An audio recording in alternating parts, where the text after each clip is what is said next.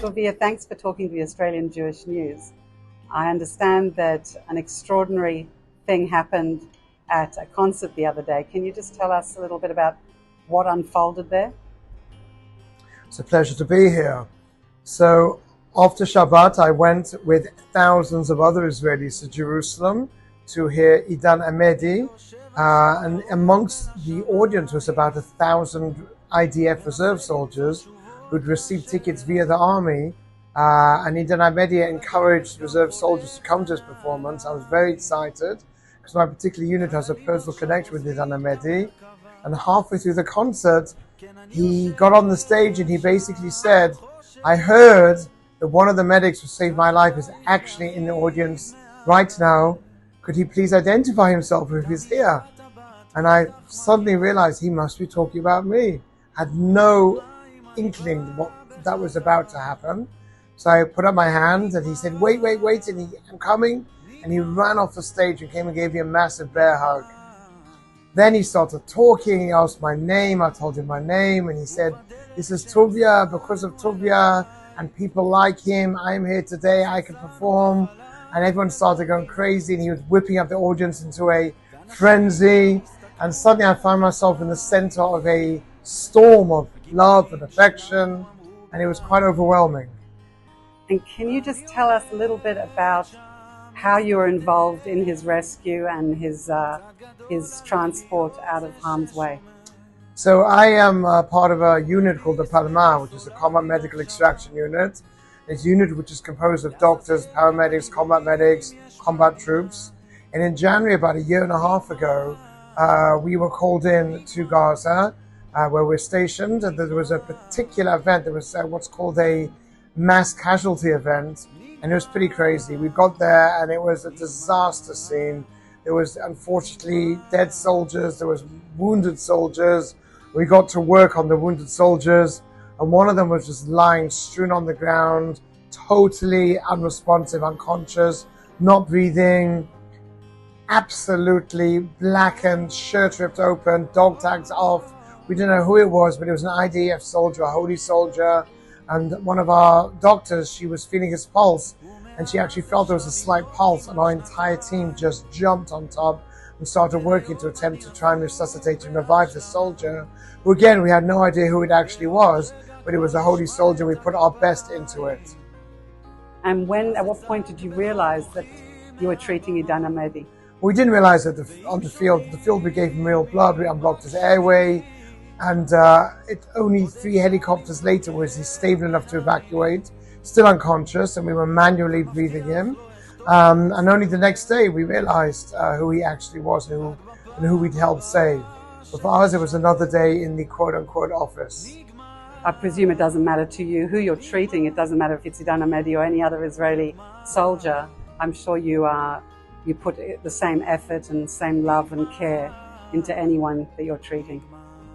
True, and one of the reasons why this particular war, so many more soldiers have been saved than previous wars, because we've learned a lot from our experiences. In addition to having an incredibly professional medical staff, we also have amazing technology, and most importantly, the speed of the evacuation is what saves lives. And have you spoken to Idan directly? Do you know how he found out that you were in the audience? I have no clue. The closest was about a year ago in New York. We had a few weeks off, and I met on the Dan Sinor podcast with Avi Yisacharov and Lior Raz, who are both the writers, and in Lior Raz's case, the star of Fauda, and shared the story with them. But again, that was about a year ago, so I have no idea who gave him the tip-off. Must have felt quite wonderful to have your unit and the incredible work that you all do recognized by all of Israel, who have gone completely mad over this story. Yes, it was very emotional, not just for myself, but for my entire unit. I've had a lot of my soldiers, my officers connecting with me over the last few days. I've literally been interviewed on every single TV station and soon to be radio station in Israel. And random people are coming up to me in the street saying, oh, we saw you on this show or that show. So it is quite overwhelming, but also vindicating for the hard work that we do rescuing and saving our holy soldiers. And just as a general question, how do you emotionally manage having seen the worst of humanity, having seen the most appalling injuries, death and loss? How do you actually manage emotionally with that? I compartmentalize. When we do work and when we do at leisure. Our unit has 2 full-time psychologists and psychiatrists. So we have mandatory debriefings on quite a frequent basis. They're available to us 24/7. And again, this is a voluntary unit. So anyone who's not handling it or doesn't want to be there doesn't need to be there. But I feel that this is a holy cause and a war that we didn't start, but a war that we do need to end. And me and my fellow soldiers, men and women in the unit, we're in it until the completion, till our hostages are returned, until Hamas is absolutely wiped out. And you feel that morale is still high and that after so many hundreds and hundreds of days of service, you still are motivated to return and to give more? Oh, look at me, absolutely, yes.